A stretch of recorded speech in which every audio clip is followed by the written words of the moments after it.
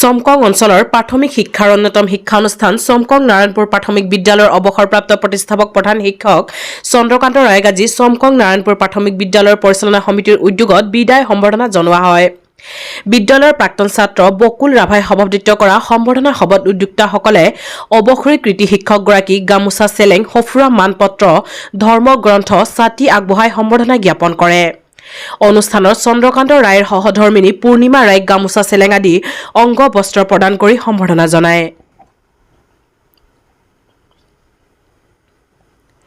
সম্বৰ্ধনা গ্ৰহণ কৰি অৱসৰী প্ৰধান শিক্ষকগৰাকীয়ে কয়, অতি পিছপৰা চমকং অঞ্চলত ৭০ দশকতে শিক্ষাৰ পৰিৱেশ নিৰ্মাণৰ বাবে গ্ৰামাঞ্চলৰ কৃষিজীৱী ৰাইজে হাত উজান দিছিল বুলি উল্লেখ কৰি কেইবাগৰাকী শিক্ষানুৰাগী ব্যক্তিৰ নিৰলস প্ৰচেষ্টাত কাঠ বা খেৰ আদি যোগাৰ কৰি বিদ্যালয় প্ৰতিষ্ঠাৰ কামত জড়িত হৈছিল বুলি বক্তব্য ৰাখি চমকং নাৰায়ণপুৰ প্ৰাথমিক বিদ্যালয়ত অভাজনকে প্ৰতিষ্ঠাপক শিক্ষকৰ দায়িত্ব অৰ্পণ কৰিছিল বুলি উনুকিয়াই প্ৰথম অৱস্থাত অবৈতনিক হিচাপে বহু বছৰ বহু কষ্ট কৰি বিদ্যালয় পৰিচালনা আৰু পাঠদান চলাব লগা হৈছিল যদিও শিক্ষা প্ৰসাৰৰ ক্ষেত্ৰত ৰাইজৰ উৎসাহ আৰু পূৰ্ণ সহযোগিতা থকাৰ বাবে সকলো কষ্টক নেওচি আগবাঢ়ি যাবলৈ প্ৰেৰণা যোগাইছিল বুলি ভাষণ দাঙি ধৰি এখন স্কুল হৈছে বিদ্যা মন্দিৰ আৰু ইয়াক সুন্দৰকৈ সজাই পৰাই তুলি পৰিষ্কাৰ পৰিচ্ছন্নতাৰে ৰাখিব লাগে বুলি কৈ আমাৰ ভৱিষ্যতৰ নাগৰিক কণ কণ শিশুবোৰৰ মানসিক শাৰীৰিক বৌদ্ধিক আৰু চাৰিত্ৰিক দিশ গঠনত সহায়ক হোৱাকৈ বিদ্যালয়ৰ শৈক্ষিক পৰিৱেশ নিৰ্মাণ কৰিবলৈ আহ্বান জনায়।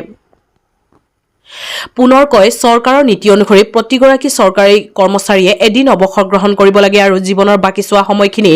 চাকৰি জীৱনৰ অভিজ্ঞতা আৰু স্মৃতিসমূহ বহুতৰ বাবে সজীৱ হৈ থাকে বুলি উল্লেখ কৰি চাকৰি জীৱনৰ পৰা আঁতৰি গলেও প্ৰত্যেকেই সামাজিক জীৱন কেতিয়াও এৰিব নোৱাৰে বুলি বক্তব্য ৰাখে।